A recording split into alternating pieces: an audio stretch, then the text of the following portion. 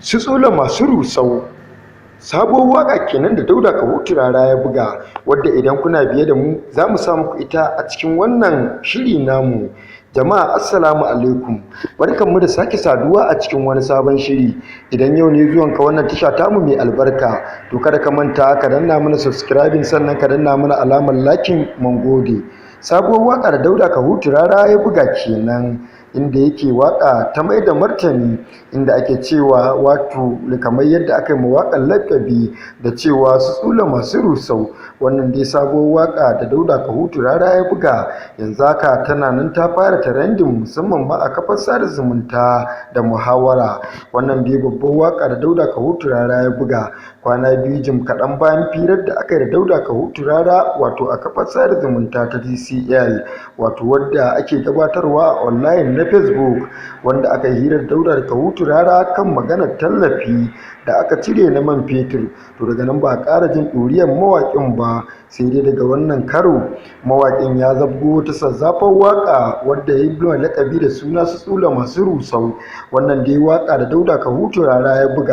ya buga ta ne domin wani martani nasa na musamman. To sai dai an tabbatar da cewa wannan waƙa da ake bugawa ta cewa su tsula masu rusau, an tabbatar da inda ya nufa, domin kuwa ana kallon bisa zargi kamar yadda wasu suke magana a kai, suna magana cewa ba wani dalili bane yasa aka yi wannan waƙa, sai dalilin wato rusau da aka fara yi a cikin jihar Kano. To amma sai dai mawaƙin bai fito ya faɗi sunan wani a cikin waƙar tasa ba, sai dai an ji cewa yana buɗe waki yana cewa su tsula masu rusau. Sai dai tuni dai dama 'yan ɓangaren kwankwasiyya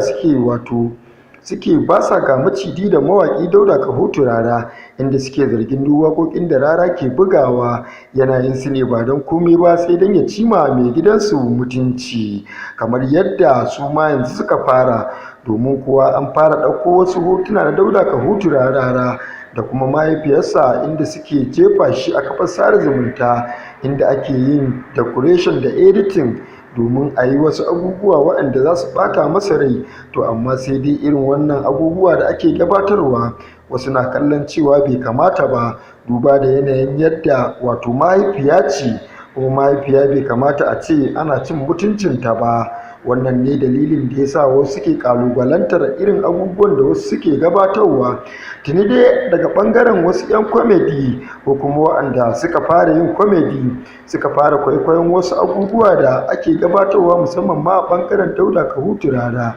inda ake duba da cewa wato akwai abubuwan da wasu 'yan komedi suka fara yi, musamman ma wanda ake kallo wani na ɓangaren kwankwasiyya, inda yake magana cewa shi zai je ya nemi auren wata wadda ake yi da suna Tsuleliya, wadda ake kallon cewa wani cin mutunci ne daga wani ɓangare da yake yi. Sai dai wasu na ƙalubalantar irin wannan cin mutunci da yake gabatarwa. Tuni dai aka fara maida masa raddi akan irin wannan abubuwan da yake gabatarwa, inda ake ce masa bai kamata a ce yana gabatar da irin waɗannan abubuwan ba, domin kuwa shi idan mutum ya yi maka abin da ba daidai ba, to bai kamata ka maida masa rashin daidansa ba, domin kuwa ya kamata ya yi haƙuri da irin wannan abubuwa da yake gabatarwa. Tuni dai ake kallon cewa irin wannan dabarwa da ke faruwa, musamman ma a tsakanin mawaƙi Dauda Kahutu Rara, musamman ma da 'yan ɓangaren kwankwasiyya, sai dai ana kallon cewa Dauda Kahutu Rara ya yi haƙuri da kawaici,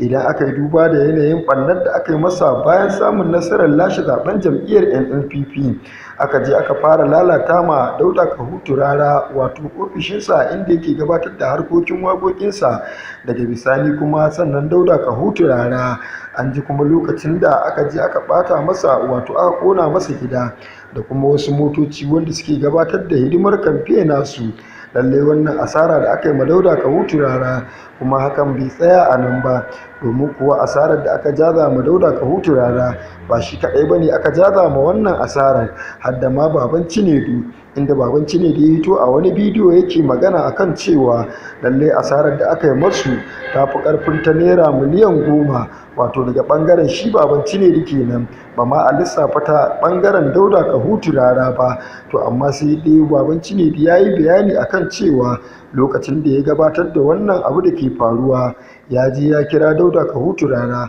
domin ya gaya masa abin da yake faruwa. Sai dai wato Dauda Kahutu Rara lokacin da baban Cinedu ya kira shi ya ji cewa baban Cinedu kawai yana gabatar da harkokin waƙoƙinsa ne wato Dauda Kahutu Rara, inda baban Cinedu ya ƙara da cewa lokacin da ya kira Dauda Kahutu Rara asali ma shi ba wannan abin da ya faru bane yake a gabansa, asali ma ta harkar waƙoƙinsa kawai yake gabatarwa. Tuni dai wato baban Cinedu ya magana akan cewa wato waƙar kawai Dauda Kahutu Rara yake bugawa a wancan lokaci. Sai dai daga baya kuma an ji wani bayanai da wasu kafafe suke bugawa, inda suka ce wato Ɗahiru Mangal ya ba Dauda Kahutu Rara kyautar mota, inda kuma tuni wata kafar sada zumunta ta Mobile Media Crew ta hito ta je ta samu wato bangaren wato Ɗahiru Mangal, inda ya ce shi dai akan wannan magana da ake cewa ya ɗauki mota ya bada, samsam bai ɗauki mota ya ba Dauda Kahutu Rara ba, asali kuma bai san wani na jikin shi ko kuma wani majibancin shi wanda ya ɗauki mota kyauta ya bashi ba, shi dai ya san bai bada wannan kyauta ba. Haka zalika kuma aka ci gaba da samun wata dambarwa, inda ake ganin cewa wato ana ta ce raɗi a kafar sada zumunta da muhawara cewa an ɗauki gida an ba Dauda Kahutu Rara irin wanda aka lalata masa. To sai dai kuma gidan da aka ɗauka ana ɗorawa a kafar sada zumunta da muhawara ta social media. Tuni dai Mobile Media Crew wata kafar sada zumunta ta online ta je ta samu wato ainihin mai gidan, inda mai gidan yake magana cewa shi dai bai sai da gidansa ba, kuma hasali ma shi kamar yadda suka zo suna ba da wannan labarin shi ma haka yake jin labari, amma dai ya san wannan gida bai saida shi ba, kuma hasali ma bai ba wani wannan gida ba, balantana ma har ai magana cewa kuma gidansa ya gina sani don ya shiga ya zauna, amma ba ya gina shi bane wai don ya saida. Hasali kuma wannan labari da suka zo mai da shi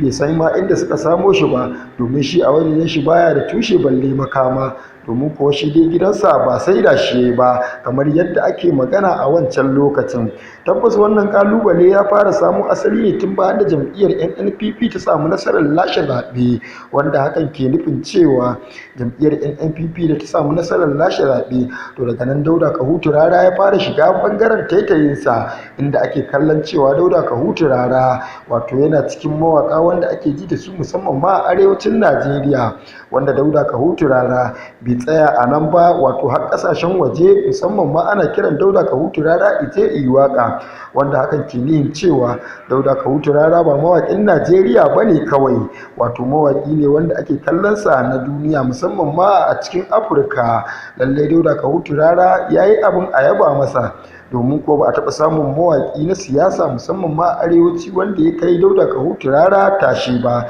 To mai sauraro kada ka manta ka danna mana subscribe, sannan ka danna mana alamar like a wannan tasha tamu mai albarka, domin kawo muku sababbin shirye-shirye da zaran mun dora. Muna godiya da irin gudunmuwar da kuke bamu, sai mun haɗu a sabon shiri.